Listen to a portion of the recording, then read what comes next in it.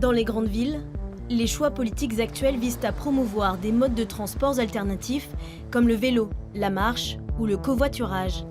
Sauf qu'en zone rurale, les riverains ont très peu d'options, que ce soit sur des petites distances ou des plus longues. Les territoires étant étendus, les zones d'activité et de vie plutôt éloignées les unes des autres. Pour se déplacer, le mode de transport dominant reste la voiture. Pour se rendre au travail, pour faire des études, aller faire ses courses ou encore pour les loisirs.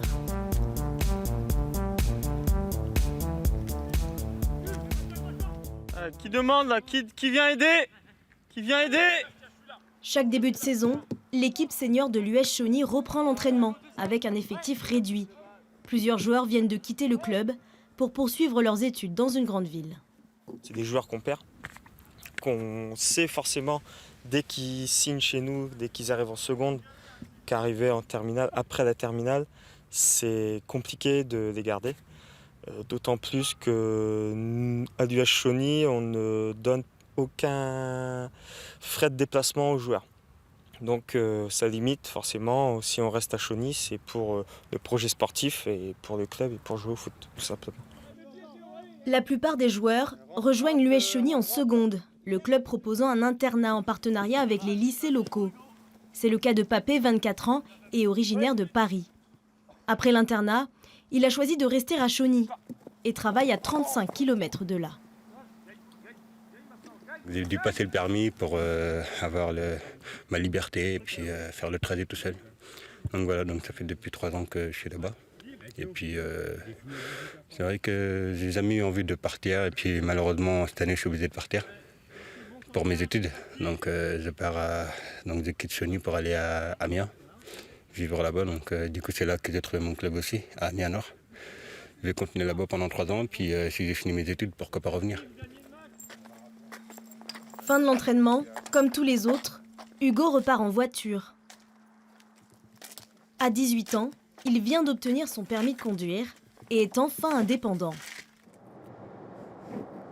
Hugo travaille à Laon et commence très tôt le matin. Prendre la voiture est sa seule option. Mon inconvénient, c'est que moi, je fais 5-13 en ce moment, donc à 4h du matin, il n'y a pas spécialement de train, il n'y a pas de train du tout. Donc c'est une obligation pour moi de prendre ma voiture.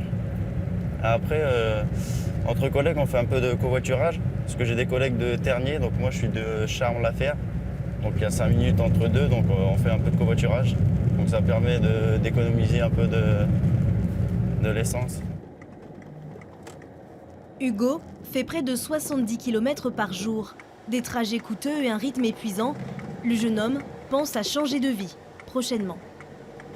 Parce que la Picardie, franchement, ça ne m'attire pas beaucoup. Il n'y a pas grand-chose à faire ici. C'est pas une ville attractive. Mais je ne me vois pas vivre toute ma vie ici à galérer, quoi.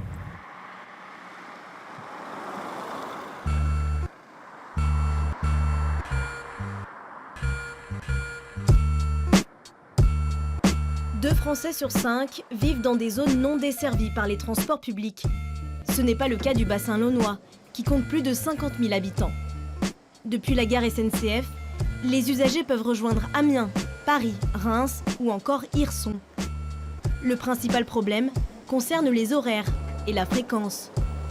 Il y a un train par heure ou toutes les 3 heures, selon la destination.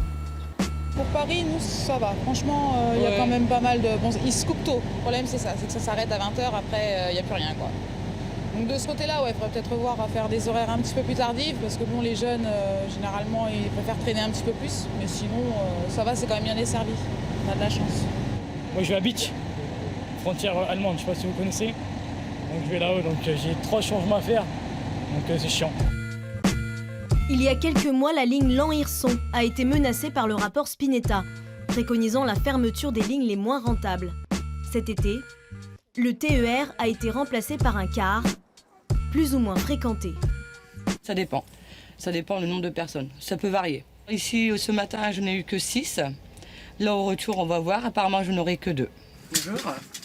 Et parmi ces 2 passagers, Kevin, 17 ans, qui s'apprête à faire 2 heures de trajet pour rentrer chez ses parents. Je suis apprenti en mention complémentaire boulangerie. Et du coup, j'ai un appartement ici. Puis quand je suis à repos mes 2 jours, bah, je retourne chez mes parents, quoi. J'ai des copains, ils sont d'Hirson, ils viennent à Lens au CFO et s'ils n'ont pas le train, bah, ils viennent pas, quoi.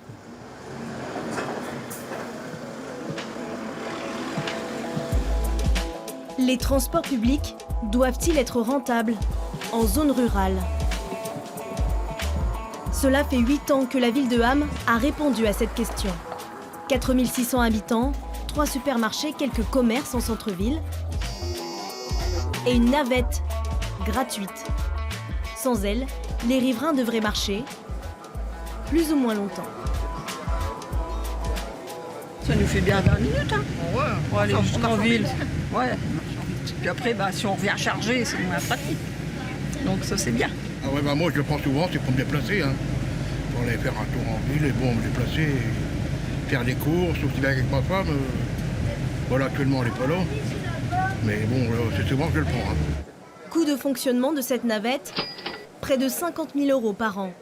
Une perte d'argent assumée comme telle par la municipalité.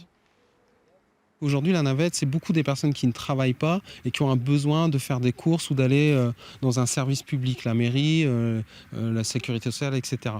J'aurais aimé en fait l'adapter aux horaires de train, puisqu'on a le train sur la ville de Ham, la gare, des gens qui viennent d'Amiens ou de Laon, et d'adapter justement la navette à ces horaires, ou des gens qui repartent sur leur habitation le soir.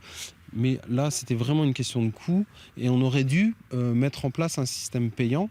Et là, ça ne répondait plus en réalité aux besoins de notre population. Une navette aussi pour garantir une certaine attractivité et pour lutter contre la désertification du centre-ville, là où de nombreux commerces ont définitivement baissé leurs rideaux. En 10 ans, la ville de Ham a perdu près de 1000 habitants. Il faut que les gens puissent être mobiles pour en fait utiliser les services publics, se déplacer et puis revenir en se disant en fait Ham c'est pas si loin des grandes villes, donc ça me dérange pas d'habiter sur Ham parce qu'avec mon véhicule je vais pouvoir me déplacer, ou grâce à la gare de Ham je vais pouvoir aller sur Amiens en une demi-heure de temps et rester vivre à Ham. La mairie offre un accès au permis de conduire pour les plus jeunes en recherche d'emploi. Encore faut-il avoir une voiture. Jérôme n'en a plus depuis un moment, faute de moyens. Là aujourd'hui j'ai rendez-vous avec Pôle emploi qui se trouve à la zone industrielle en fait. Et si je n'aurais pas la navette, j'aurais à peu près 1 heure de trajet à pied à faire. Depuis 4 ans, Jérôme est inscrit au Pôle emploi de Ham, qui a été délocalisé à l'extérieur de la ville. Que ce soit pour faire ses démarches ou pour chercher un travail, il marche. Ce qui le limite, forcément. J'ai déjà refusé des offres pourtant qui m'intéressaient, et le manque de mobilité, de transport qui ne sont pas adaptés à tout le monde. Oui, j'ai refusé parfois des bonnes places. Oui. Parfois on essaye de s'adapter par d'autres moyens de locomotion, le train, tout ça, mais après sur des postes comme j'ai eu une proposition il n'y a pas longtemps, en 3-8 sur Amiens, pour moi c'était pas possible de faire les 3-8 et en prenant le train, quoi.